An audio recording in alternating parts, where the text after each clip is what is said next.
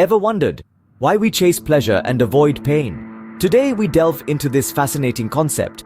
Picture a young child touching a hot stove for the first time. The searing pain serves as a stern teacher, ensuring the child never repeats that mistake. This anecdote illustrates a fundamental aspect of human behavior, our instinctive response to pleasure and pain. Consider another story. Think of a time when you indulged in your favorite dessert. The first bite was heavenly, wasn't it? But as you continued to eat, the pleasure gradually diminished. This example demonstrates the law of diminishing returns, a principle that applies not only to economics, but also to our experiences of pleasure and pain. Let's take a moment to delve into the teachings of the late British philosopher Alan Watts. Watts, a renowned interpreter of Eastern philosophy for Western audiences, offered profound insights into this dichotomy of pleasure and pain.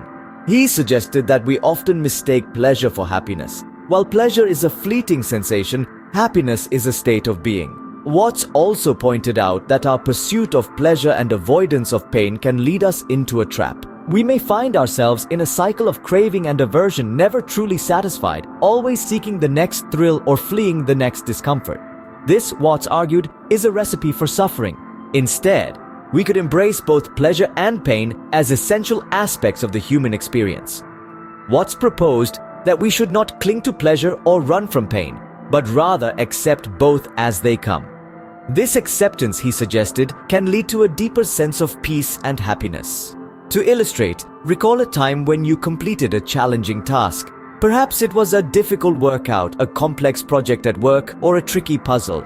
The process may have been painful, but the sense of accomplishment afterwards was deeply satisfying. This is an example of how embracing pain can lead to greater pleasure.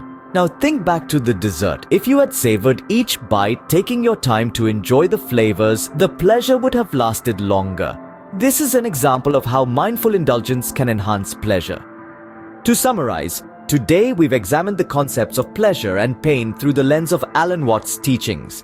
We've learned that pleasure and pain are not opposites, but parts of the same spectrum of human experience. The pursuit of pleasure and avoidance of pain can lead to a cycle of craving and aversion. Acceptance of both pleasure and pain can lead to a deeper sense of peace and happiness. Embracing pain can lead to greater pleasure.